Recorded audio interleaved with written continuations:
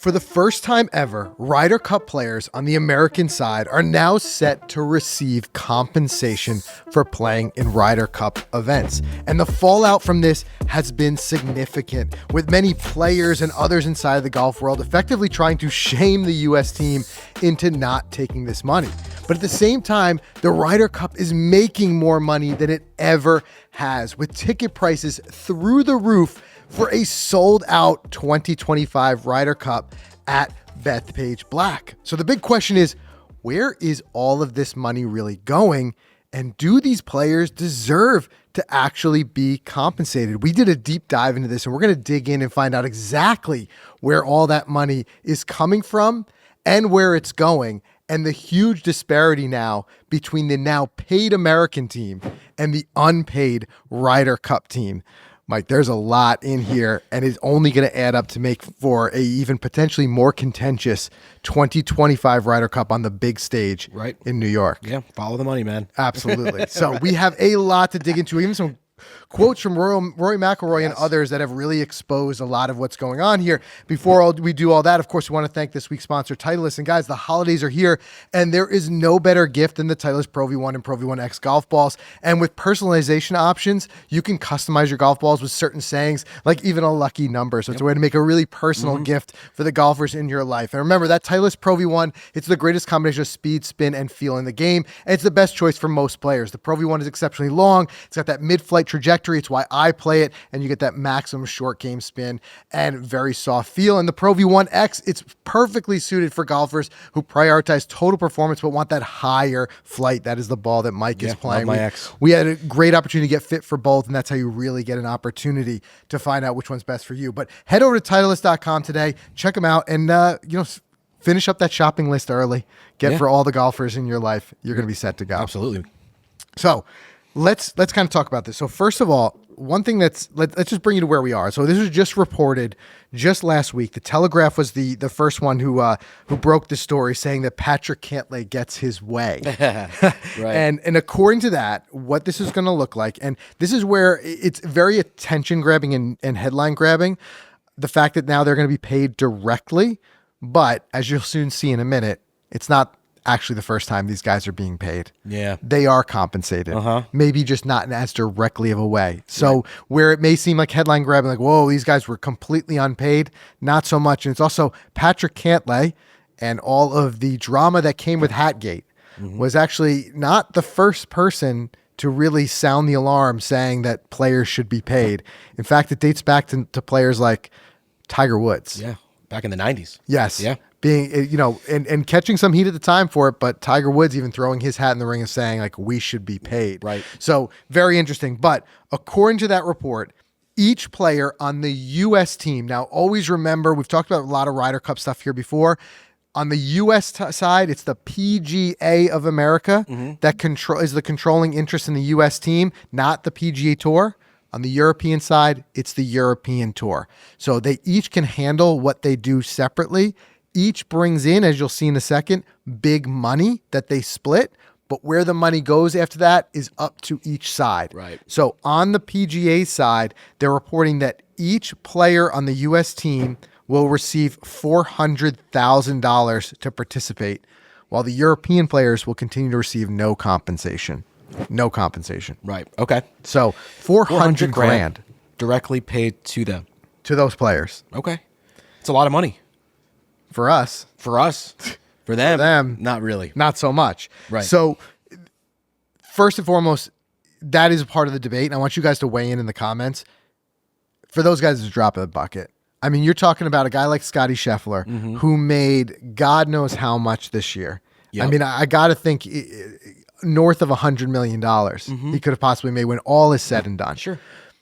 $400,000 is really, what is it, right? Yeah. So let's kind of do a little history lesson and kind of step by step this whole process. So as I mentioned before, this is not the first time that we've seen a call for players to be paid. And where it really kind of hit a kind of a peak was, as we saw in Rome, Patrick Cantlay not wearing a hat And a lot of speculation around that he had said behind closed doors that he would not wear a hat unless he was paid to do so. Absolutely. Now, he kind of debunked that, saying that the hat just didn't fit right. We talked about it here on the show, saying you got all that money, you can't get him a hat that fits right. Something wasn't adding up. Sure. It led to, as many of you I'm sure remember, the chants, the jeering, the poking fun, him faking tipping his cat and them waving their hats, and even ultimately the fight with Joe LaCava and it Rory made for some great McIlroy. drama. It Don't did. get me wrong. Yeah, right. There was a lot to it, but it kind of showed that there was an undercurrent of players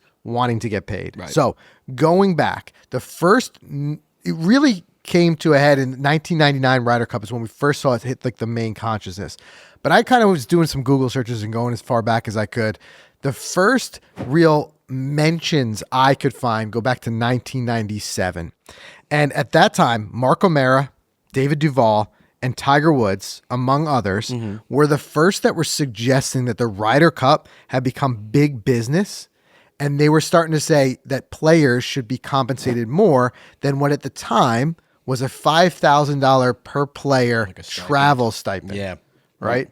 So they're saying, look, this is no longer just a exhibition event for honor, pride, whatever. It's becoming big business. They were starting to see how, television, what is broadcast deals look like? Because that's a big part of this now. The broadcast rights for the Ryder Cup are over, I think, $144 million. Wow. That money has to go to someone and somewhere. And this is where the players are like, they're watching us. Yeah, right. Right. Exactly. So they want to see more of it. So at the time, what Mark O'Meara had said, he said, I've already taken some heat for suggesting this, but I'm only trying to be honest. This is not about greed, only about the right thing to do. Other players feel the same way, but haven't spoken up. So his claim, and I think what a lot of claims are kind of extending into that, was that like the right thing to do is if you're pouring in all this money, the players should receive part of that because they are the faces of the Ryder Cup, all that type of stuff. Absolutely. They're the stars of the show. They're the ones that are performing. They're the ones that are bringing in those, ratings, the money. It's tough. It's tricky because, like we said before, they don't need the money. But at the same time, I think you have to throw that out because everybody's time is worth something, right? This is a week of their life. It's travel. The family goes. Great. Yeah, they get great perks. I'm sure they're not paying for any of their expenses. Right. Stuff like that. But, I mean, to make it to that stage, come a little compensation, maybe. And here's the kind of twist. They do get compensated in some way. Okay. What were you going to say before I dive into that? What were you going to say? I was just going to say I was just going to end it by saying the fact that the other team isn't going to get it, they're going to come in guns blazing the fans. Well, even though we're on New York soil or U.S. soil, to use it against the New York team. Like they're greedy, the chants, the jeering. Oh, absolutely. It's going to be hardcore. But the only savior to that is we're in the United States. And I think there might be a certain degree of the timing of announcing this heading into a U.S. home Ryder Cup, because I think you're right. If this had been the other way, forget it. Because now the disparity of you're going to hear that, the European guys are there out there playing for honor. They're not making anything. We're going to read Rory McIlroy's quote. You're going to hear stuff like that. Rory even says he would pay to play versus the other way. Now, Rory's a guy, don't forget, who's dramatically changed his tone. As a very young Rory, he was someone who said he didn't have any interest in the Ryder Cup. His only interest was in majors. And he has, as he's progressed and matured, he has dramatically changed his position to the point now where he's talking about Ryder Cups, unpaid events, Ryder Cups in the Olympics, meaning almost more than anything to him. Absolutely. Here's one thing. I'll jump ahead a little bit, but I'll tell you, there is compensation at the end of the day for these players. We'll break down how, but one of them, and this is player to player, so I can't say this is broadly amongst all players, but it's been reported by Sports Illustrated and others in the sources that I've been digging through saying that many of the players do have stipulations in their sponsorship contracts of receiving bonuses if they make it on the Ryder Cup team.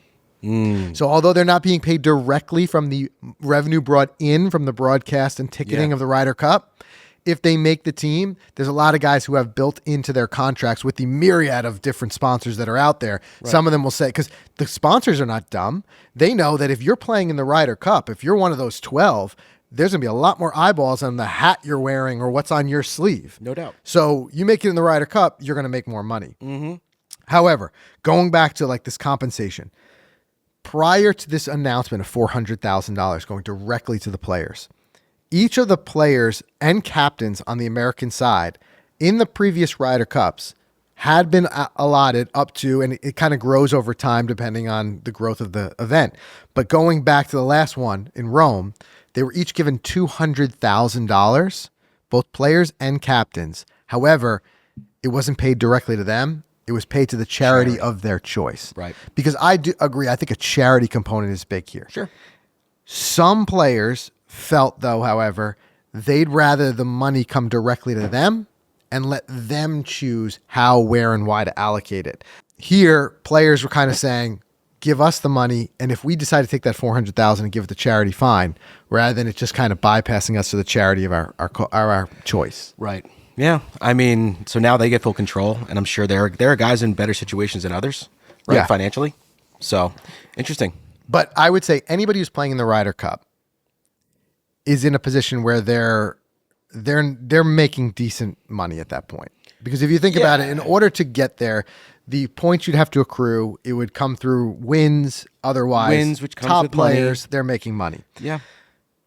There's a lot more to that compensation, which I want to get to in a second, because there is also another way that was pointed out that players are being compensated, although not as directly as what we're headed towards. One involving, which is interesting, even though the PGA Tour has no control over the Ryder Cup, it's the PGA of America, which we saw right on great display this year, in the past couple of years, with the suspensions and live and stuff like that. What I did find was that the PGA Tour also gets a huge cut of the Ryder Cup total. For their players to They perform. get it for their players, licensing and stuff like that, and broadcast rights. So in a way, you could say some of that comes back around to players. Before we get into that deep dive, let's talk about some of this reaction and the fallout, because this was announced, and like I said, not everybody is loving this, right? So a couple of ones to highlight. Brandel Chambly is always going to be one to say something. Of course. Right? And you're either with him or you're against him, but he's a polarizing figure, which is why, like I said, I want you guys to weigh in with your own opinions in the comments of whether or not you think that this is something that should happen, players being compensated. But what Brandel said was, it's a sad commentary on the professional game that a few players with misdirected and undue power treat every aspect of this game, including the privilege of playing for one's country, as transactional.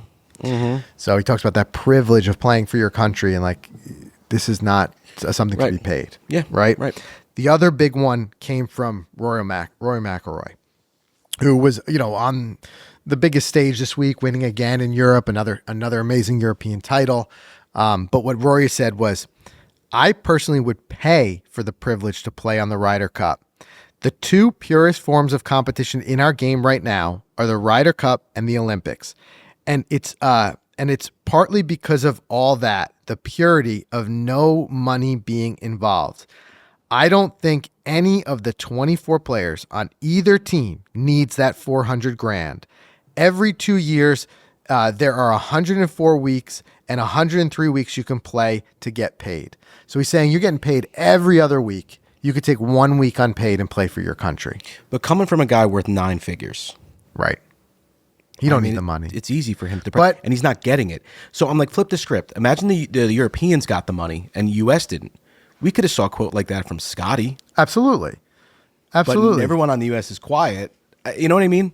I'm sure they all kind of feel this way, but the fact that the U.S. got it, they're just like, all right, let's keep our mouth shut, collect the money, and go do it. And I'd be very interested to see that. If someone from the U.S. team might step up and say, I don't want the money. I don't need the money. Right. You know what I'm saying? Or if they're asked about it and they vocally say in a press conference, yeah, we're thinking of donating a portion of it to charity. Yeah. And that is one thing that we're not going to be able to answer here. We don't know what happened behind closed doors. Right. We don't know how many U.S. players were ultimately for versus against this. True. Because for me, like, what if I was a guy who was against this? I feel like it stains or tarnishes my, devotion just to playing for country, right? And now the money's coming my way. Now, what I could do is I could very publicly take that money and I could give it to charity very publicly. Right. I could come out and say, which we haven't seen yet from any of the guys on the American side, I could come out and say, I don't agree with this. Right. This is not why I'm playing. However, you are putting yourself in that position. The optics on it are going to be a team that's there getting paid versus a team that's not. And you think about what that does ultimately for the whole momentum that might carry into it. Hey, we're here for honor. We're getting paid. Even though ultimately, as Rory even points out, none of them needs that $400,000. It's not like they're taking home big paydays from this, but they are getting a paycheck. Yeah, I mean, why not just pay the winners? Honestly, throw $1 million per person, $12 million purse. You win. Each guy gets $1 million. No pay before that going there, but play your what's off and win. Yeah. I honestly don't hate that. I don't hate that idea, because why couldn't it come with a trophy and a purse? Yeah. Right. And then that way it gets split up amongst the team, and then you've earned it rather than being paid just to be there. Because the reality is, even if you go back to the Marco Mera days where the guys got this $5,000 travel stipend, there's no longer a need for that. Nowadays, you see the guys traveling together on a chartered flight. They're putting them up in a hotel. Yep. They're giving them these huge like banquet dinners that they're doing the night before. These guys they're making out well either way. Right. So interesting. But I have one more statement here. The other one came from Shane Lowry. He said, "I love the tournament and I just want to be involved. I don't care whether I get paid or not. We don't need more motivation to go next year and win." So, see, there you go. Like I said, of course you're going to see the European tour doubling down. They're not going the other way and saying, hey, if they're getting paid, we want to be paid. Right? But again, there's a big aspect here. There's still a lot of money. Yeah. And we now have the fallout of a lot of claims of greed, not only on the side of players taking more money, but now for the powers that be, the PGA of America and otherwise, for the astronomical amount of money that they're charging for tickets now, which you're not going to believe. Yeah. And it's insane. It just gets to the point where it's saying like, okay, is there greed on that end, and where's the money going? And if there's that much money coming in, do the players deserve to have a little bit of it? I want to get all to that in a second. Let's do a quick break. Let's do a word from our sponsor. Let's get into it. Okay. Yeah. All right, guys. FootJoy is the unquestioned leader in performance golf rainwear with their Hydro Series line of rain jackets. We've been using them for years. We love them. I mean, real golfers, they make every day playable no matter what the weather says. And FootJoy, they get that. I mean, Hydro Series is the most comprehensive lineup of high-performance rainwear in golf. From mists to monsoons, I don't know, whatever weather you guys are playing in, they have a range of jackets that will get you through anything. And even else in their lineup, you've got the Dry Joy Select, which is the best of the best. That light jacket, roll it up, throw it in your bag. Hydro Light, Hydro Tour, Hydro Knit. I mean, endless amounts of different rainwear that these guys have. You got to check it out. Go to footjoy.com. Find the Hydro Series jacket that will help you play in any condition, anytime, anywhere. And we also want to thank Golf Zone Social for sponsoring this. We had so much fun at our event. So much fun, right? We did a meetup. About 70 people came. I mean, thank you guys for coming out. We were playing golf. We were eating good food. We had a couple of drinks, and we were just mingling, having fun. So we're going to do it again, but we're going to do it more in a tournament setting, and that's going to be December 8th. So it's right around the corner. We're going back to Golf Zone Social, West Nyack, New York, in the Palisades Mall for a full 18-hole golf tournament. And guys, it's going to be $50 to play. It's cheaper than most of your tee times, right? And if you book a foursome, get this, you save $50. It'll be $150. But here's why you're paying, because we're giving away prizes. Big prizes. And anyone can win because we're using the Peoria handicap system. Any skill level, guys. Don't worry about your golf game. In first place, 2 nights at the Roscoe Mountain Club in the Catskills. Get this, 3 rounds of golf for you and 7 of your buddies. What a stay and play. What a stay and play. They're giving you the house. The food there is incredible at the restaurant. It's just an awesome. Got to be valued at over $2,000. Easily. And then second and third prize. And then we've got a whole bunch of rangefinders and GPS watches. So much great stuff. Register now. It's going to be limited field. So get there. golficity.com/register. And we'll see you on the 8th. All right. So where we left off, we talked about next year's Ryder Cup. It's already getting some criticism because of the ticketing. Now, keep one thing in mind, even at this astronomical price, it's sold out. So there's a certain degree, which you're going to hear in the quotes from the PGA of America, that they're claiming that it's not greed, it's market driven. Now we can debate that. We can talk about that in just a second. But the price of the tickets is 4 times as much. And this is why you saw so many headline grabbers when the prices came out. 4 times as much as what it was for 2021's event at Whistling Straits. A general admission ticket for day of play will now cost around $750. So that is just the day of the event. This has nothing to do with also the additional broadcast money that's brought in, where most people will watch it is on television.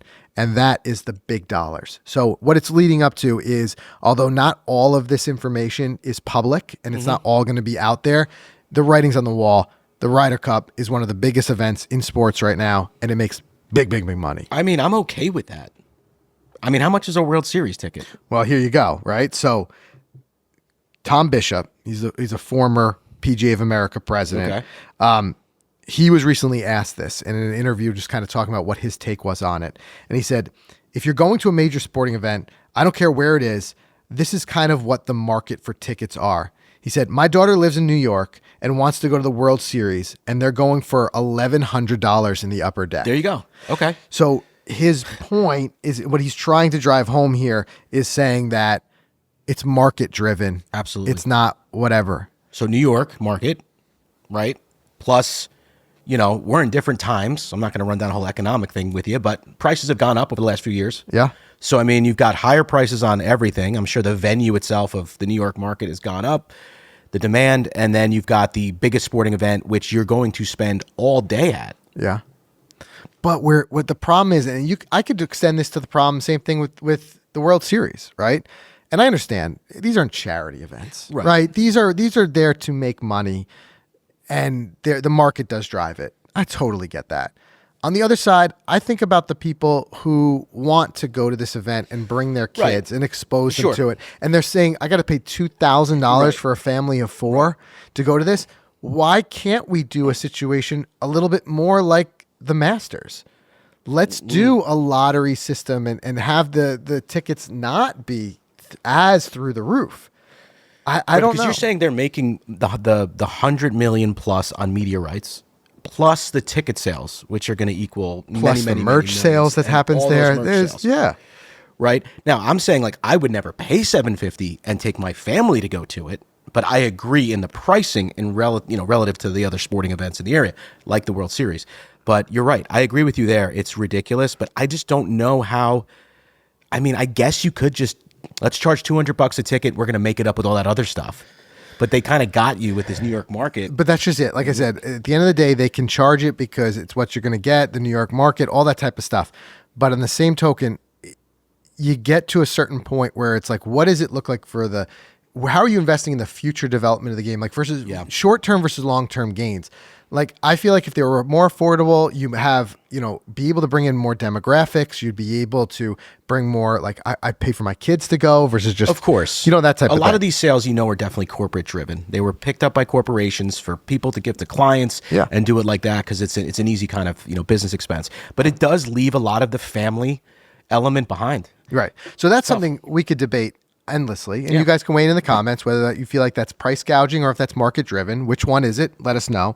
More importantly, I think what we're kind of going back to is the crusp of this is proving with that how much money they're really taking in for this event, and ultimately, does that mean that the players should be compensated because they're the reason we're watching? So I mentioned earlier that there's other ways that the players get money, right? That might not be as direct as this $400,000 payment. One that's been pointed out before, and I think one that's fairly interesting, is just how big of a stake the PGA Tour really has in this. So what I found out, just doing a little bit of digging, is that the PGA Tour gets 20% of the PGA of America's Ryder Cup television revenue. It's approximately $88 million over the course of the current contract. So it's just around $6 million per year that the PGA Tour is getting directly as a payout from this. Even though they're not the ones calling the shots, the money's still coming back, which some have made the kind of logical jump of saying that all throughout these years, the players on the PGA Tour side, even though they're not being compensated directly, they're getting this benefit of this money that comes back to the tour, right? There's I tried to follow that money further. There's no clear answer exactly with what the PGA Tour does with that money, and if the PGA Tour's overall revenue to drop in the bucket. Right. But the general consensus I've seen through many news sources is that money goes into the PGA Tour's retirement and pension fund. Okay. That players get paid out over time. So again, even though you're not getting that paycheck now, the players who are participating and all the players across the PGA Tour are getting something out of that. And this goes back to, again, Tom Bishop, that former PGA of America president. He said this, even indicating that this has been this way for years, and a lot of the people don't realize it. He said, I don't know if back then, speaking when this first kind of occurred, the players really understood that the money was coming back to the tour. Those 12 guys are not getting paid directly by the tour but the tour as a whole got paid pretty well. Right. So he's saying, even though you're not getting a payment, the payment is going to your tour and ultimately back into your pocket. So more broadly, there's still a lot of money left unaccounted for here. The bulk of that money, so we're talking about broadcast rights, over $100 million, big money. It goes up every year, right? Yep. The money for the venue and stuff like that comes in. The bulk of that money goes to the PGA of America and the European Tour, who are the controlling venues of those two teams, right?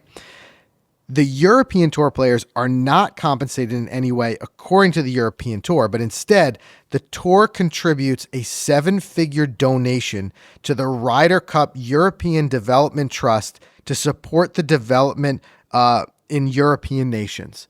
So what they're saying is that they take most of the money and it goes into things like purses on the DP World Tour, player development in a lot of different ways. Okay. So they're saying the money's getting back to the players as well. Mm-hmm. Again, though, I can't stress this enough. There's no like line-by-line accounting that I can see that 20% of it went to here. And it's going back into the DP and the European World Tour, and they kind of allocate that how they see fit. But you can imagine that a lot of that will get back to the players in the form of bigger purses, all that type of stuff. Yeah, interesting. On the PGA of America side, the PGA of America, as you know, like you have PGA professionals all over the country. Mm-hmm. There seems to be a portion of that gets back to them, but it's nothing that would be overly significant. I saw in figures somewhere around 70 to 100,000 that goes to each PGA chapter. And then that's used to help with whatever it may be, education, sure, resources, growth of the PGA of America. So the PGA of America is taking in quite a bit. So both sides are taking a lot of money in, and I think where the focus has been is like what are the players getting directly. So the big picture that we've kind of worked our way around this whole podcast is that players are making money in different ways, but this is the first time it's being paid directly. And I would say my ultimate take is that I think that it was a miss to pay the American players $400,000 because I don't think it's enough money to do anything more than create a headache. Right. Right. To these guys who are playing in that, they're household names, they're multimillionaires making a lot of money. To get compensated, but get compensated in such a small amount to them, relative, only I think is going to create a headache that's going to play out in the fans, the jeering, this new narrative that you're going to see, that it's going to become this paid team versus this unpaid team who's playing for pride. And I think it's going to create headaches of press conferences when we get closer. Mm-hmm. They're going to have to answer the questions about them being paid. So, but I think if you had paid them a lot more, like if they each made $5 million, now it's a significant amount to them. That might have been different. Right. I mean, unless there are other people involved with these players that don't have the means like they do. They're caddies, they're coaches, they're physical, they're whatever. Maybe for some of them, like it's a way for me to split it with my caddy or take care of him or do that for him. I don't know. Yeah. But I don't know.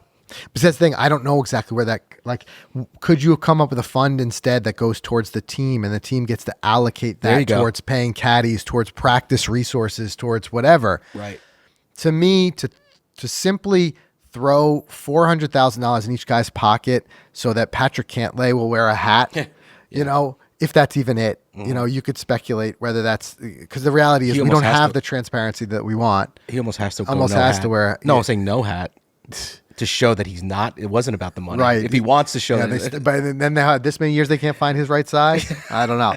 But again, like I think that I would have loved to have seen it remain, either completely unpaid or come up with, as we mentioned earlier, maybe there's a purse for the winning team. Mm-hmm. To me, it just seems like it was a fumble to be to say we're going to pay him, but we're going to pay him only this much, and to create all the headache that's going to ultimately be driven from that. Yeah.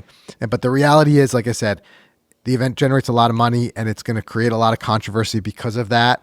But there's a lot here. So make sure you guys, like I said, weigh in with your own takes in the comments. We'll continue to watch this as we kind of get closer. And we'll see ultimately if the fallback that's come out of it shames them into maybe even not taking that payment. We really don't know. And let us know if you bought tickets. Curious. Yeah. Curious for sure. who's going. So make sure you subscribe wherever you get your podcasts, and we'll see you in the next one.